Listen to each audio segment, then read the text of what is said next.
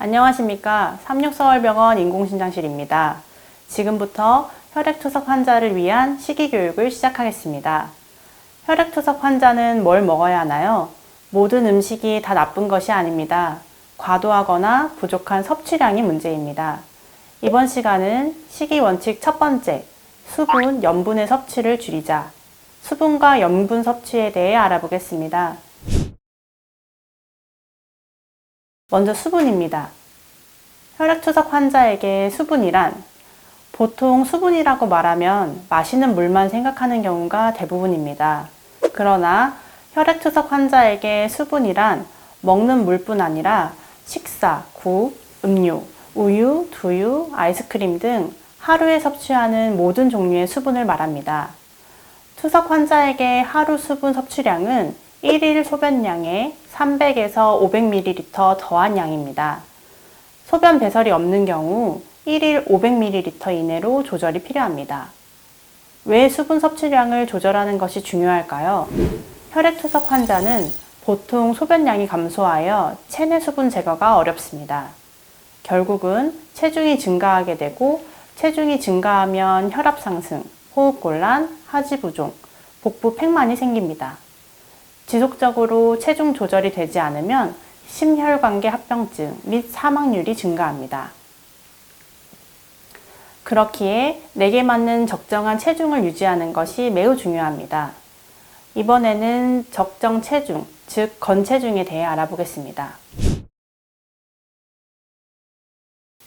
건체중은 투석 전 수분 과잉이 없는 체중으로 안정적인 혈압 유지, 심장 비대, 폐부종이 없는 상태를 말합니다. 투석으로 제거하는 수분량을 결정하기 위한 기준이 되고 투석할 때마다 건체중까지 수분을 제거합니다. 정기적인 흉부 엑스레이, 체수분 검사와 함께 투석 중 혈압 변화, 혈액 검사 등을 바탕으로 결정합니다. 건체중이 설정되었다면 체중은 얼마나 늘어오는 것이 좋을까요? 바람직한 투석 간 체중 증가량은 체중의 3에서 4%입니다. 예를 들면 60kg 기준 60 곱하기 4%는 2.4kg입니다. 62.4kg 이하로 늘어야 하지부종, 심장비대, 폐부종 등의 합병증을 예방할 수 있습니다. 수분 섭취 시 꿀팁 알려드리겠습니다. 하루 용량을 정하고 그 양만 드세요. 예를 들면 500ml 물병에 물을 담아 냉장고에 두고 그 한 병만 먹습니다. 얼음을 입안에 넣고 천천히 녹여 드세요. 차가운 물로 입안을 헹군 뒤 먹지 않고 뱉습니다. 과일을 차게 또는 얼려서 허용량만큼만 드세요. 껌을 씹거나 사탕을 녹여서 드세요. 음식을 싱겁게 드시는 것이 아주 중요합니다. 이번에는 염분에 대해 알아보겠습니다. 우리가 먹는 소금은 나트륨 40%, 염소 60%로 이루어져 있습니다. 소금 1g이 나트륨 400mg입니다. 소금과 나트륨이 항상 헷갈리는데 소금 1g이 나트륨 400mg임을 알고 계시면 식품을 구매할 때나 내가 섭취할 소금의 양을 계산할 때 도움이 되실 겁니다. 나트륨은 필수 무기질로 우리 몸에 꼭 필요하지만 항상 필요 이상 과잉 섭취하는 것이 문제입니다.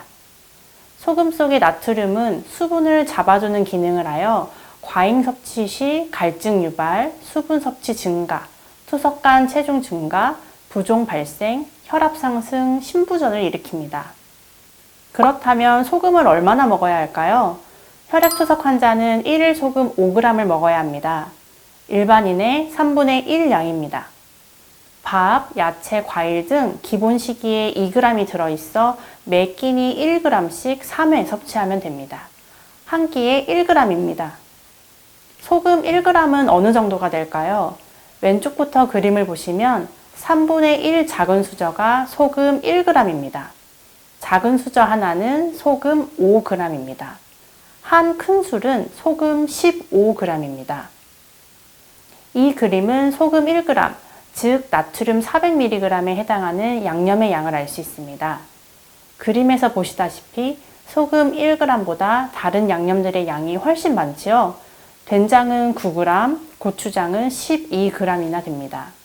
다시 말해 소금 대신 간장, 된장, 고추장을 이용하여 조리하시는 것이 훨씬 좋습니다.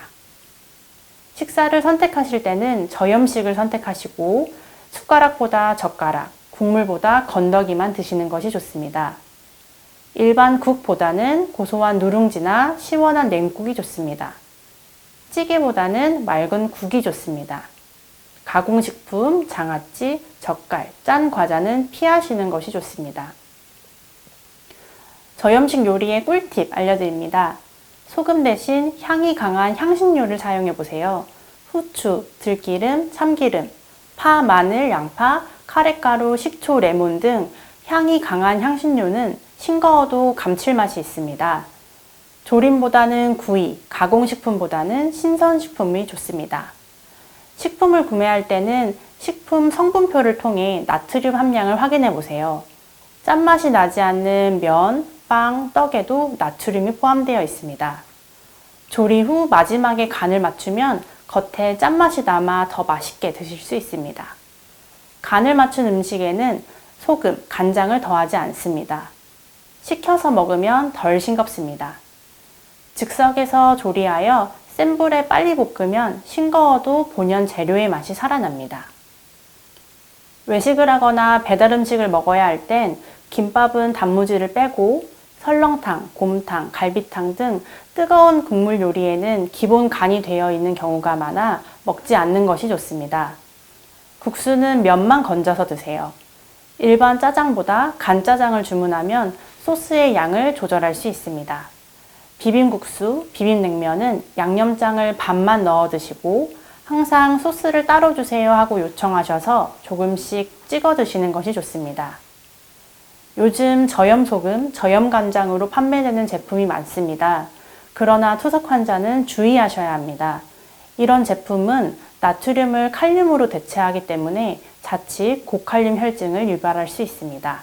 죽염과 천일염도 칼륨 함량이 일반 소금에 비해 높으므로 사용을 주의해 주세요. 만약 수분과 염분이 조절이 안 되면 어떤 합병증이 생길까요? 첫 번째, 고혈압입니다. 고혈압이 지속되면 심장 비대가 일어나고 심장 기능 저하, 동맥 경화 악화, 허혈성 심장 질환, 뇌혈관 장애의 위험이 높아집니다. 두 번째, 심장 비대입니다. 가슴 엑스레이 결과 심장이 커졌다고 듣게 되는데 이는 심부전, 부정맥, 심장 판막 문제를 일으키고 색전을 만들어 뇌졸중을 유발하여 사망률을 증가시킵니다. 마지막, 폐부종입니다. 가슴 엑스레이 결과 폐에 물이 찼다라고 듣게 되는데 폐 조직에 지나친 양의 체액이 쌓여 호흡이 곤란한 상태를 말합니다. 누워서 숨쉬기가 어렵고 신속한 혈액투석을 통해 수분 배출이 필요합니다.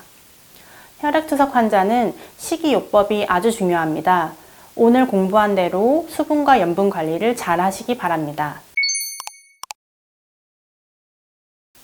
또한 건강한 투석 생활을 위해서는 정기적 투석, 정확한 약 복용, 꾸준한 운동과 신체 활동도 필요합니다. 감사합니다.